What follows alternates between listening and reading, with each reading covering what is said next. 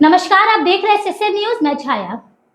झारखंड प्रदेश Bharatiya Janata party के कार्यकारी अध्यक्ष सह राज्यसभा सदस्य आदित्य साहू ने कहा कि पिछले चुनाव में राज्य की जनता से किए गए वादों को राज्य सरकार ने पूरा नहीं किया। इससे जनता में नाराजगी व्यापक है। घाटशिला विधानसभा क्षेत्र के मतदाता झामुमो के वफादारों के खिलाफ विरोध में वोट देकर इस चुनाव में भाजपा प्रत्याशी बाबूलाल सुरेन को बड़े अंक से विधानसभा भेजने का मन बना चुकी है। आदित्य साहू ने ये भी कहा है एसएसए न्यूज से लंबी बातचीत के क्रम में। उन्होंने कहा कि झामुमो ने झारखंड की जनता की भावनाओं से हमेशा खिलवाड़ किया है। श्री साहू घाटशिला विधानसभा सीट पर हो रहे उपचुनाव में पार्टी प्रत्याशी बाबूलाल सुरेन की जीत सुनिश्चित करने के लिए यहाँ सक्रिय है और इसी क्रम में उन्होंने घाटशिला में एसएसए न्यूज के साथ विशेष बातचीत की है। झामुमो हर चुनाव में 1932 खतियाना लागू करने का झूठा वादा करता है। पिछले चुनाव में 5 लाख नौकरी देने का वादा जनता से किया गया था। उन्होंने कहा था कि मैया सम्मान योजना देने की घोषणा पूर्व मुख्यमंत्री भाजपा नेता चंपई सोरेन ने किया था। झामुमो इसे अपनी योजना बताकर शुरू तो कर दिया, लेकिन हर महीने महिलाओं को 2500 रुपए नहीं मिल पाए। भाजपा सांसद ने कहा कि केंद्र सरकार की कई योजनाओं का फंड राज्य सरकार बेकार साबित कर रही है। केंद्र की सबसे बड़ी नल योजना झारखंड में दम तोड़ रही है। राज्य सरकार की निष्ठा क्रिया के कारण चाईबासा में आदिवासियों पर लाठीचार्ज कर जेल भेजने और थैलेमीमिया पीड़ित बच्चों को रक्त चढ़ाने के लिए एचआईवी पीड़ित होने की घटना की निंदा की गई है। हिंदुस्तान कॉपर लिमिटेड की खदानों को नए सिरे से चालू किए जाने के एक सवाल के जवाब में भाजपा नेता ने कहा कि केंद्र सरकार ने इसके लिए अपने हिस्से का काम पूरा नहीं किया है। राज्य सरकार ने फाइलों को लटका रखा है। धालभूमगढ़ में एयरपोर्ट का रुकने के लिए भी उन्होंने राज्य सरकार को दोषी ठहराया है। और इस प्रकार से घाटशिला विधानसभा चुनाव कर रहे हैं। तो घाटशिला विधानसभा का जो विगत 6 वर्षों से झारखंड मुक्ति मोर्चा के यहाँ पर इस राज्य में सरकार चल रही है। और जब आप गांव में जाएंगे, गांव के लोगों से बात करेंगे और उनसे पूछेंगे इस राज्य में चलने वाली झारखंड मुक्ति मोर्चा की सरकार ने आपके गांव के लिए कौन कौन से काम किए, तो गांव वाले निर्भीक होकर के बोलते हैं कि झारखंड मुक्ति मोर्चा की सरकार ने गांव के गरीब लोगों के लिए, किसानों के लिए, मजदूरों के लिए, शोषितों के लिए, वंचितों के लिए, सभी समाज सेवी वर्ग के लिए एक भी ऐसा कोई काम नहीं किया है जो उनको वोट मांगने का इस क्षेत्र में अधिकार है। दूसरी तरफ देश के यशस्वी प्रधानमंत्री आदरणीय नरेंद्र मोदी जी की लोग प्रशंसा करते हैं और उनको आशीर्वाद देते हैं कि पहला बार देश के गद्दे में कोई ऐसा व्यक्ति बैठा है जो गांव में रहने वाले एक एक व्यक्ति की चिंता की है और अनेक प्रकार की कल्याणकारी योजनाओं के माध्यम से प्रत्येक दरवाजे में दस्तक देने का काम किया है, जिसका लाभ आज गांव के लोग उठाने का काम कर रहे हैं। इसलिए वर्तमान में राज्य में चलने वाली सरकार के प्रति जहाँ गुस्सा और आक्रोश दिख रहा है, तो ही उम्मीद भरी नजरों से भारतीय जनता पार्टी को, उनके प्रत्याशी बाबूलाल सुरेन को लोग देखने का काम कर रहे हैं। आप पूरे विधानसभा में यदि आप घूमेंगे तो आपको ऐसा महसूस होगा कि बदलाव का बयार चला है पूरे विधानसभा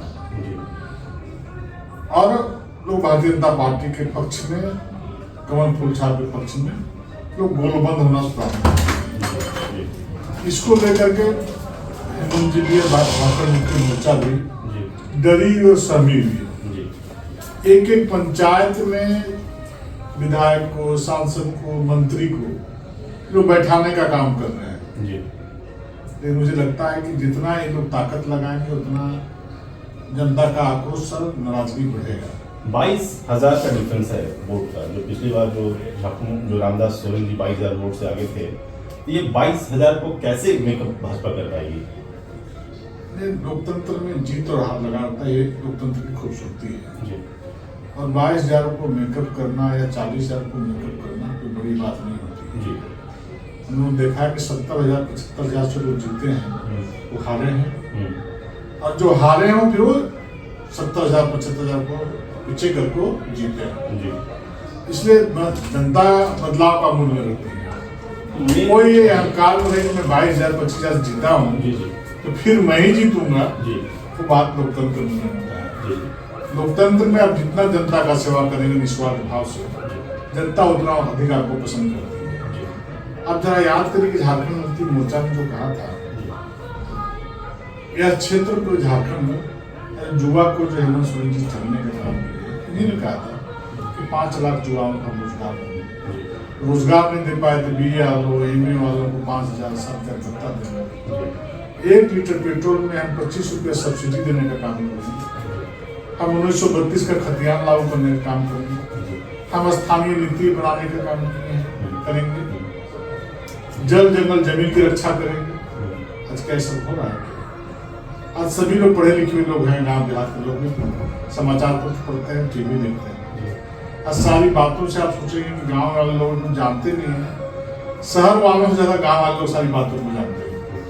आज नरेंद्र मोदी जी के नेतृत्व में देश बदल चुका है, भारत बदल चुका है। और देश या दुनिया में क्या हो रहा है सबसे पहला कोई जानता है तो गाँव का व्यक्ति जानता है, गाँव का युवा जानता है।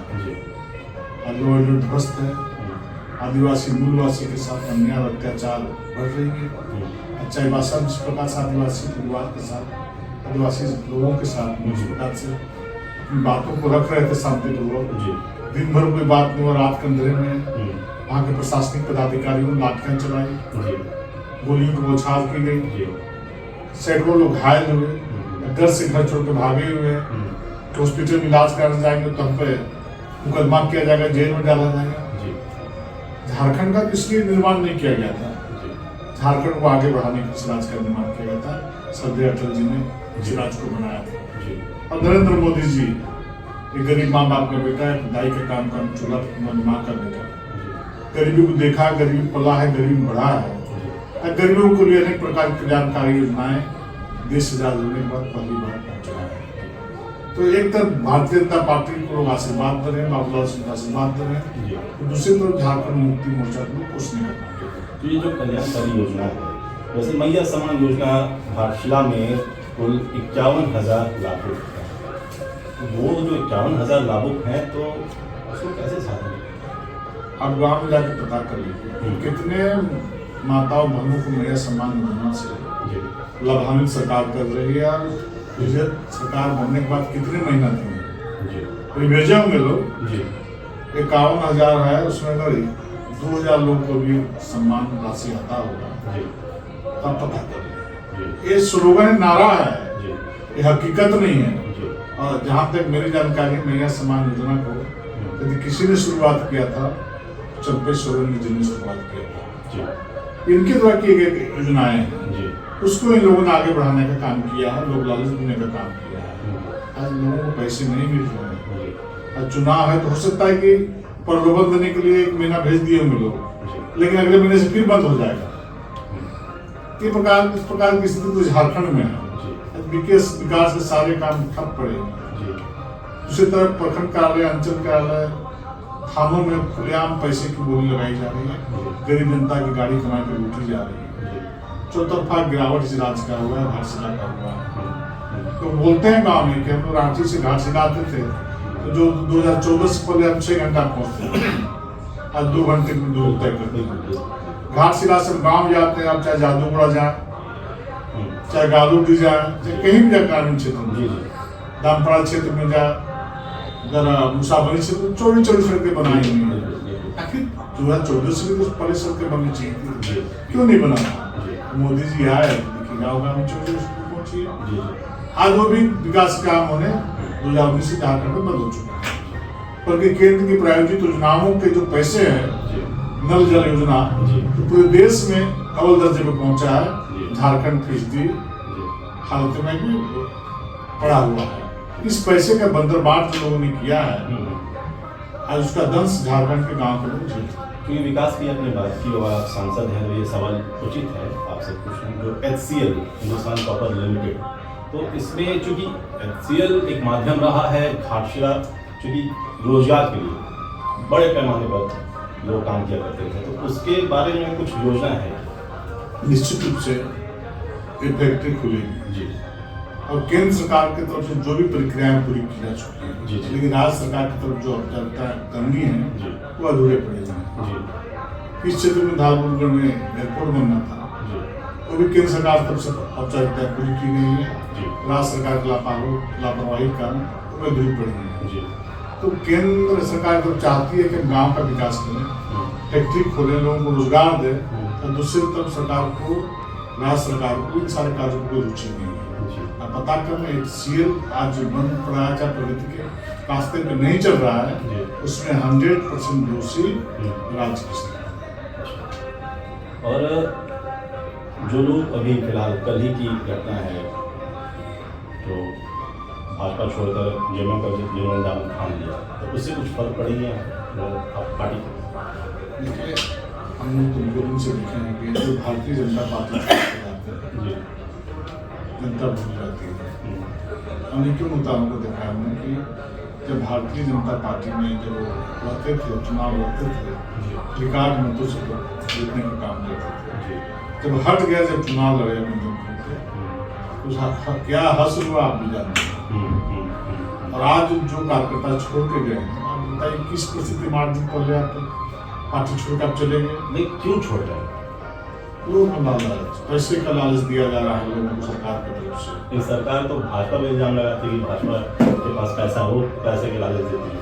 आप राष्ट्रीय पता करेंगे कि जो भी छोड़ के गए हैं, जी, पैसे के प्रलोभन पे गए हैं, पैसे के लालच पे गए हैं, पैसा लेकर गए हैं। और आज भारतीय जनता पार्टी से इस क्षेत्र के लोग राहत महसूस कर रहे हैं। अभी ऊपर में कुछ कार्यकर्ता मिले थे, बोले कि बहुत अच्छा हुआ, बहुत खुशी का माहौल है, ये लोग चले गए तो हम स्वतंत्र होकर काम करेंगे।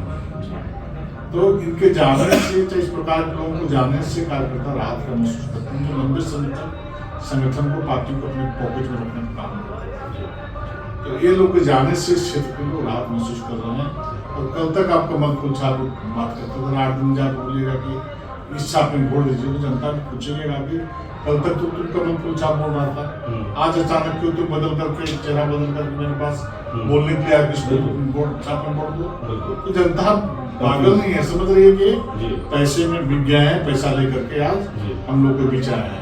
तो ऐसे लोग नेताओं के, चाहे कार्यकर्ताओं की बातों को जनता गौर नहीं करती, उनकी बातों को गंभीरता से सुनती है, और ऐसे लोगों को जनता नकारने का काम करती है। जरा मत तो भी यहाँ टूट पड़े हैं, उनकी पार्टी जय के तो प्रत्याशी हैं, कितना नुकसान पहुँचा सकते हैं?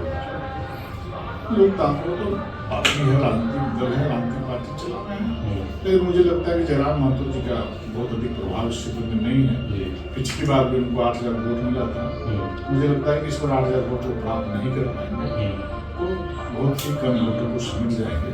क्योंकि जनता जानती है कि जीतने वाले लोग नहीं है, किसी दल को फायदा पहुंचाने के लिए इस प्रकार का काम कर रहे हैं। तो सारे लोग सारी बातों को जानते हैं, इसलिए जेएलपी को मुझे लगता है कि हर लोग वोट नहीं करेंगे। ये घाटशिला उपचुनाव कितना इम्पोर्टेंट है भाजपा के लिए? तो उपचुनाव लेकिन कितना इम्पोर्टेंट और क्या मैसेज आएगा अगर भाजपा जीतती है, तो क्या मैसेज देगी?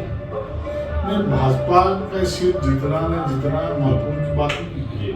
इस राज्य के विकास के लिए, इस राज्य का कल्याण के लिए, आने वाली पीढ़ी के लिए इस चुनाव को जीतना बहुत महत्वपूर्ण है।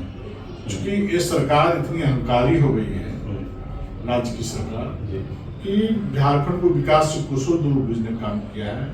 बेटी बहनों के साथ अन्याय अत्याचार हो रहा है, झूठे मुकदमे में लोगों को फंसाया जा रहा है, प्रशासनिक पदाधिकारी कार्यकर्ता के रूप में जमीन का काम करने का काज कर रहे हैं।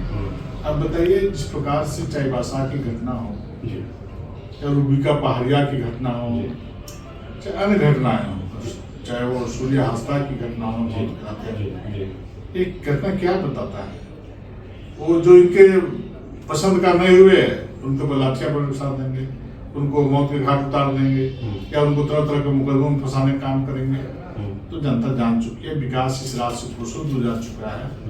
आज जनता लॉ एंड ऑर्डर के नाम पर परेशान है, भ्रष्टाचार चरम सीमा पे बढ़ रहा है, थानों में, अंचलों में पैसे की बोली जा रही है। अंचल कार्यालय में बिना पैसे दिए हुए दाखिल खारिज होता है, ना ऑनलाइन खाता पेज चढ़ता है, ना कोई काम होता है। थाना में बिना पैसे लिए हुए FIR नहीं होते हैं, मुकदमे नहीं होते हैं। प्रखंड कार्यालय में बिना पैसे लिए हुए आवास नहीं मिलता है। जहाँ भी जाए पैसा बोल रहा है। चूंकि पदाधिकारी जो अपने उनके हुक्मरान हैं, उनको पैसा दे करके पोस्टिंग कराते हैं, और पोस्टिंग होने वाले क्षेत्र में आते हैं, जनता की गाड़ी कमाई को लूटने का काम करते हैं। इस चुनाव में भी बांग्लादेशी घुसपैठिया का मुद्दा उठ रहा है। घाटशिला उपचुनाव में भी, तो यहाँ पे बांग्लादेशी घुसपैठ कितना प्रबल है? ये प्रबल है ही। अच्छा। मुसलमानों के संख्या में विगत 5 वर्षों में 29% की वृद्धि हुई है। जी वही हिंदू समाज के मतदाताओं को 4 से 5% वृद्धि हुई है। जी तो बाहर के लोग आकर के अवैध रूप से बसने का काम कर रहे हैं, सरकार बसाने का काम कर रही है घुसपैठियों को, जी और उनकी संख्या दिनों दिन बढ़ते चली जा रही है। क्योंकि सरकार का, राज्य सरकार का संरक्षण प्राप्त है, जी तो आप अंदाजा लगा सकते हैं कि 29% भाई कैसे बढ़ गए इतना तेजी के साथ में। जी और दूसरे का 4-5% होगा, जिनकी इस क्षेत्र में 90% आबादी, उसकी 4-5% बढ़ गई, जिसका 10% से कम आबादी है जी। उसका 29% बढ़ गया।